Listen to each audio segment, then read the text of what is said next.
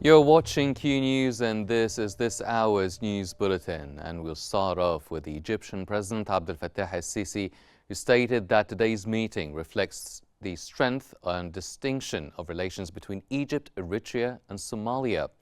President al-Sisi added that the meeting reflects the growing importance of developing and strengthening eternal relations between the three countries in the face of common challenges in the Horn of Africa and the Red Sea. President al-Sisi also noted that the countries agreed to provide all forms of support to Somalia in order to restore security there through its national army.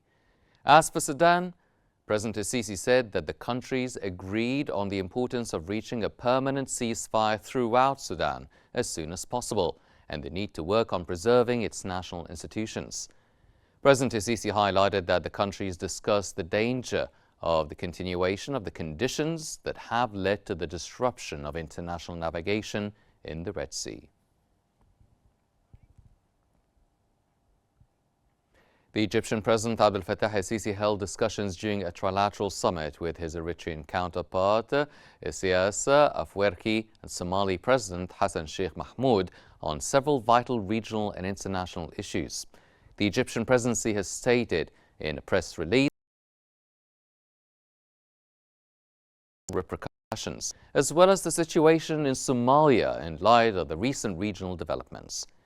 They also discussed security issues and cooperation among the coastal states of the Red Sea and the Bab el-Mandeb Strait, in addition to mechanisms for diplomatic coordination and joint efforts among the three countries. The parties also agreed to establish a joint trilateral committee comprising the foreign ministers of Eritrea, Egypt and Somalia for strategic cooperation in all areas.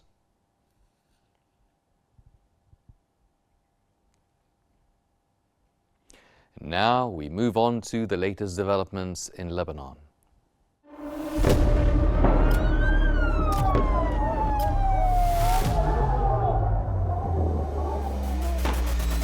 كل المستهدفين هن مدنيين.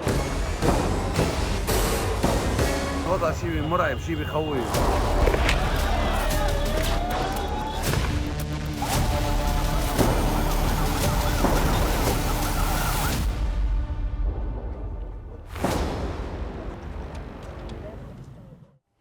Israeli airstrikes have struck the southern Lebanese towns of Shama, Zibqin and Al-Mashab in Tir district.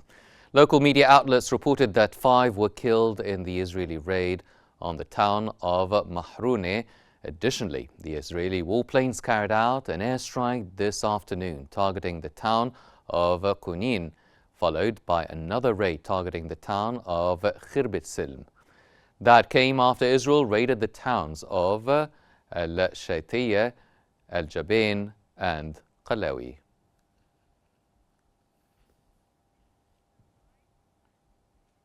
The Lebanese Health Ministry has stated that an Israeli airstrike hit the Lebanese town of Karaka in the Beqa Valley. It added the Israeli airstrike resulted in killing 4 and wounding 17 others. Earlier, Israel warned civilians not to return to homes in the south and pressed on with its assault in Lebanon.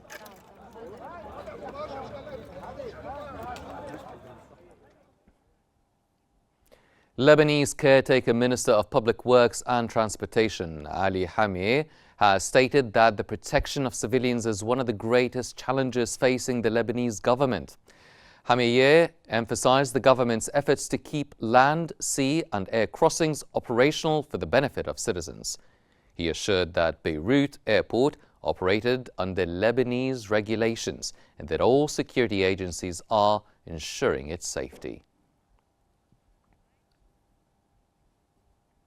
Lebanon's caretaker Minister of Interior and Municipalities, Bassem Maulawi, has emphasized the security forces have been reinforced. That came during an exceptional meeting of the Central Internal Security Council, where Maulawi said that the recent attempts to put up tents and build concrete structures along Beirut's seaside corniche are unacceptable.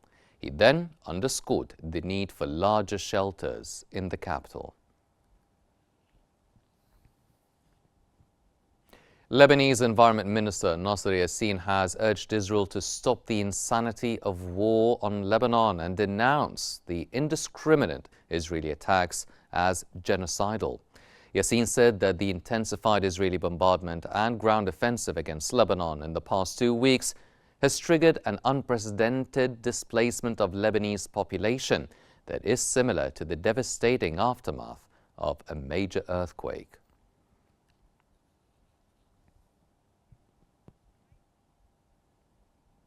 The United Nations Interim Force in Lebanon has announced that 2 UN peacekeepers were injured after an Israeli occupation forces tank fired at an observation tower at UNIFIL's headquarters. UNIFIL added in their statement that their headquarters in Naqoura town has been repeatedly hit by Israel since the recent escalation along the Blue Line. It also noted that they fired on a nearby bunker where peacekeepers were sheltering, damaging vehicles and a communication system.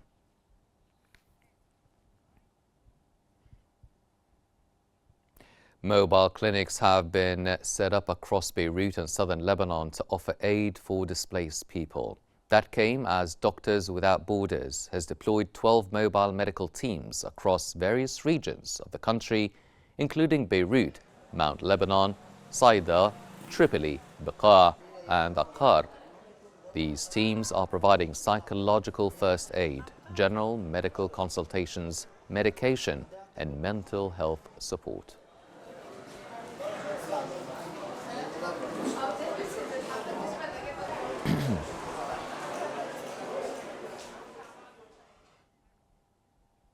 Israeli occupation forces airstrikes on Lebanon have intensified, displacing 1.2 million people, killing over 2,000 and severely damaging Beirut's infrastructure, raising humanitarian concerns.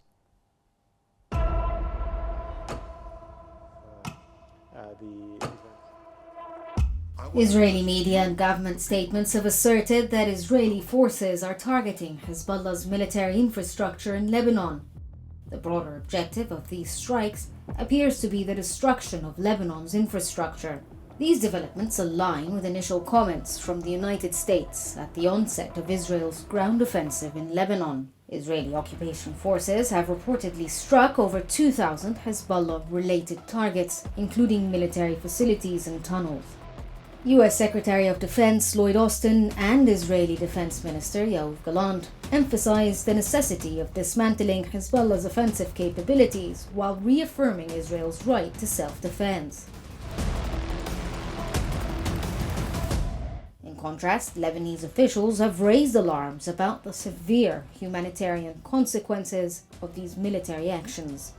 Caretaker Minister of Information Ziad al-Makkari revealed that approximately 1.2 million people have been displaced, exacerbating an already fragile economic and infrastructural situation.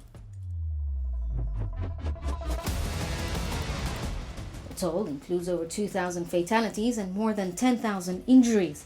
Beirut's governor, Marwan Aboud, reported significant damage to buildings and infrastructure in the capital that has drastically altered the city's landscape. He noted that schools are currently housing displaced families, disrupting the academic year, and the local trade has halted. Streets and fields are crowded with displaced people as the city's crisis further compounds.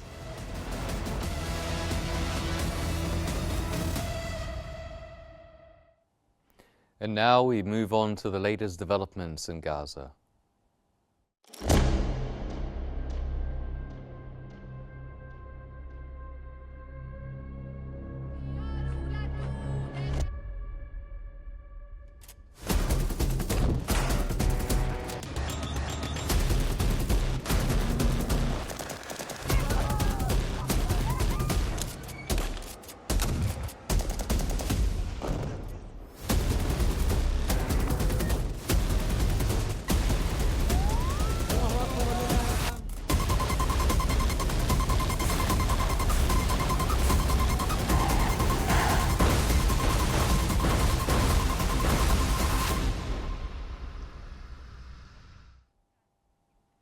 An Israeli airstrike has targeted a Remal clinic in Gaza, which has been sheltering displaced Palestinians.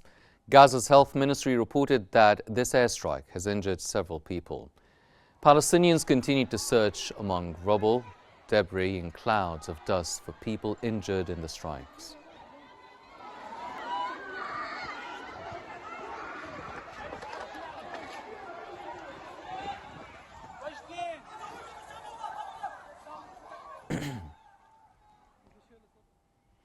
At least 55 Palestinians have been killed and 166 others injured in Israeli attacks in the last 24 hours. Palestinian medical sources reported that Palestinian death toll from the Israeli aggression against the Gaza Strip since October 7th has now surged to more than 42,000 and more than 97,000 others injured.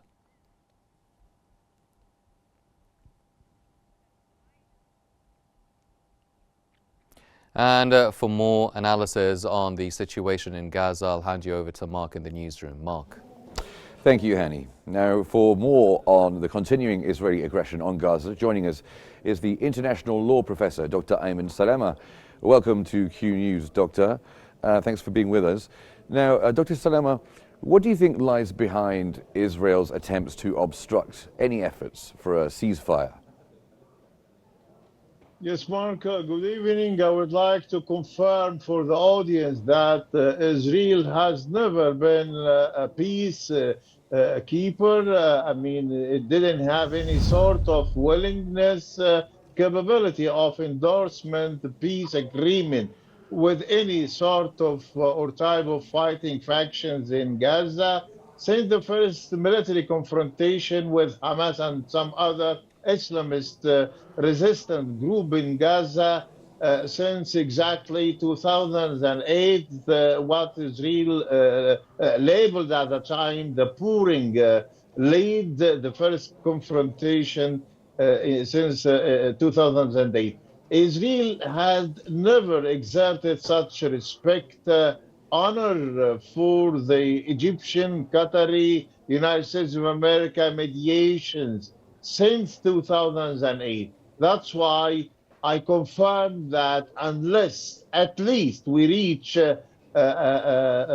just a sustainable ceasefire agreement and not a humanitarian ceasefire agreement or a humanitarian truce, unless we have not, I mean, the international community could not actually effectively convince Israel or even practice some pressures upon such violating all norms. I mean, the state of Israel violating all norms, customs, international law, humanitarian international law, rules and norms, unless we practice some pressures upon Israel to endorse a ceasefire agreement, I mean, sustainable one, we will not have, or even we will we will not have such a paving the road for a comprehensive, lasting peace in the Middle East, not only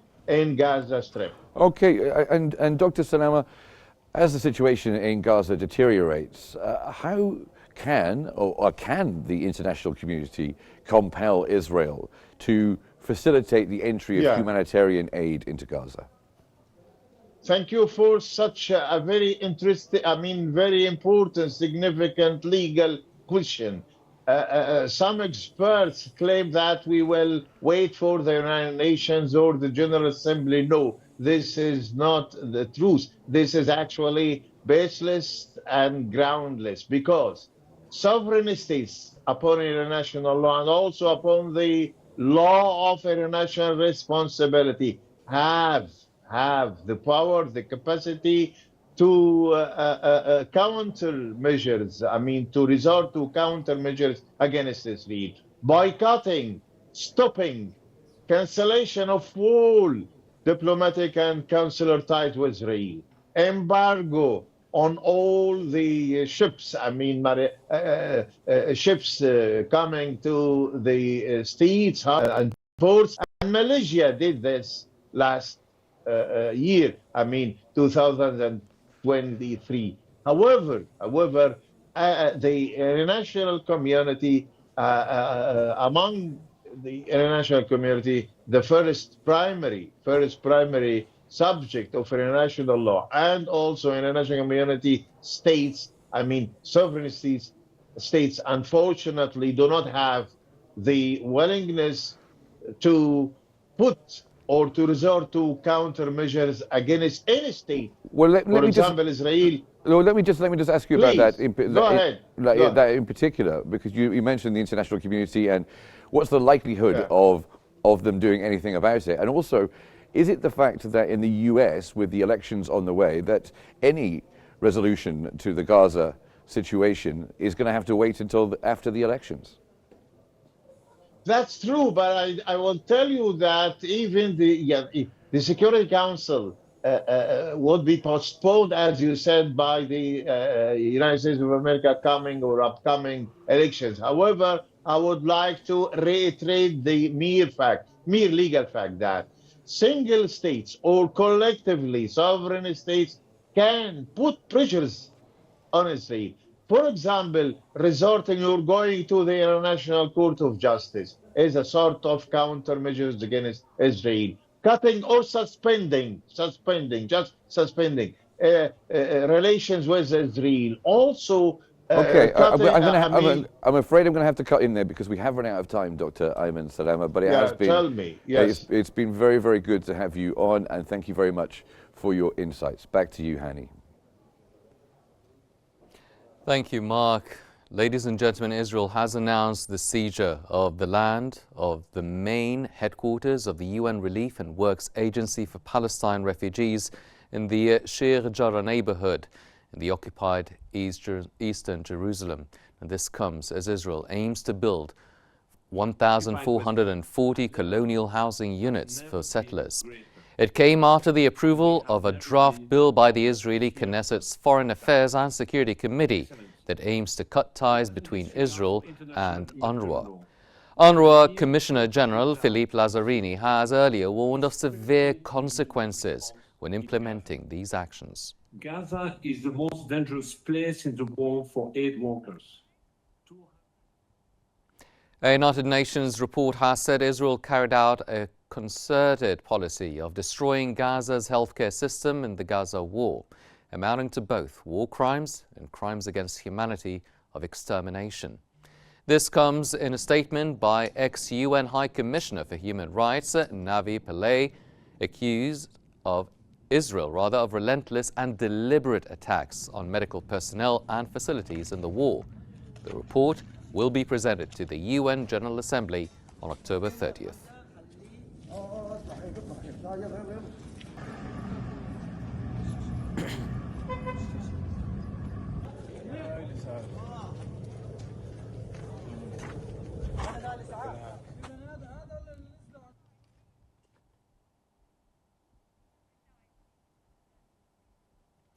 Turkish President Recep Tayyip Erdogan and Albanian Prime Minister Edi Rama have discussed Israel's attacks on Gaza and Lebanon.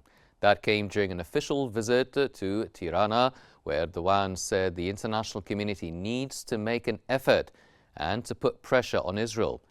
The two leaders also discussed diversifying trade between their countries and increasing the trade volume to $2 billion.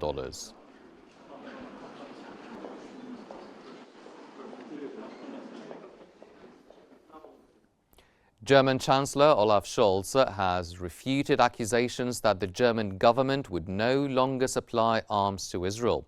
Scholz said that Germany has supplied and will continue to supply Israel arms.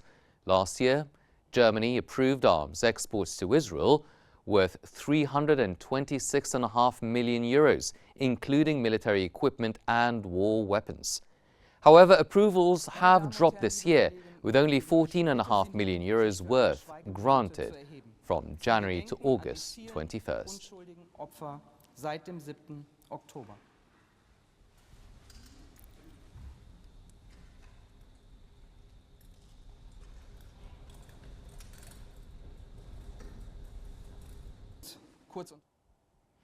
And now we move to Selma in our newsroom for all the African news. Selma, over to you.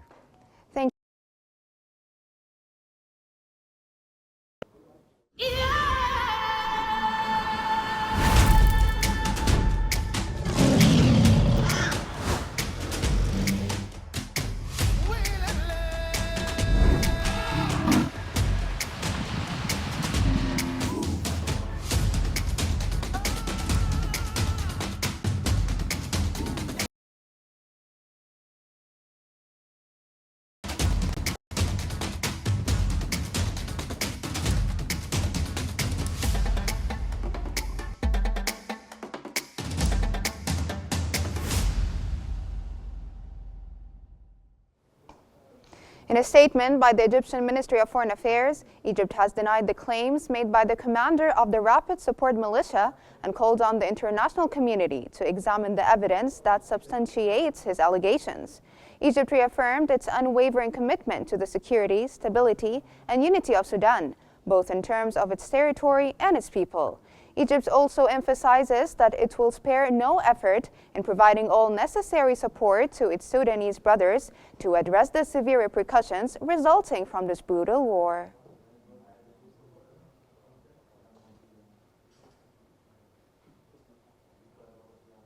The Democratic Republic of Congo, Kenya, Gambia, and Benin are among 15 countries elected to the Human Rights Council. The countries will serve for 3 years starting on January 1st, 2025. The UN Human Rights Council was established in 2006 and is tasked with protecting and promoting human rights around the world and addressing violations.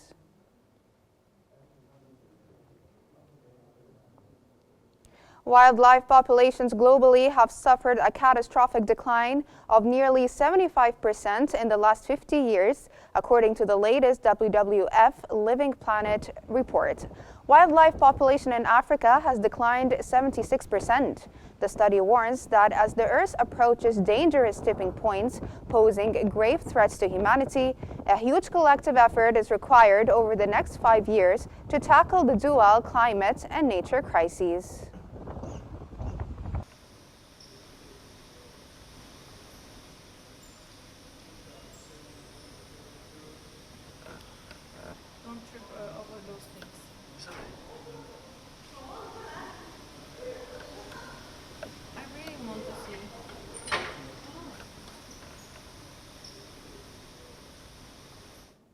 And now we're going to move back to Hani in the studio.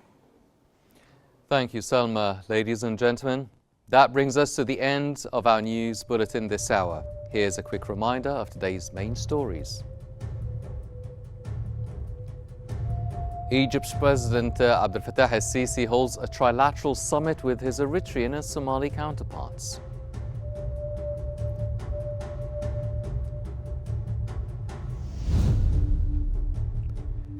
Israeli airstrikes struck the southern Lebanese towns of Shama, Zibqin, and Al-Mashab in Tir district.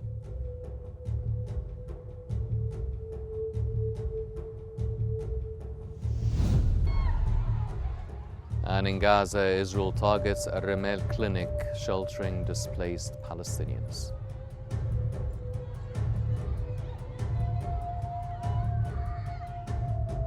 These are all the news we have for now, but please don't forget to follow Q News on YouTube, Facebook, X, Instagram, and TikTok at QNewsEG to stay informed.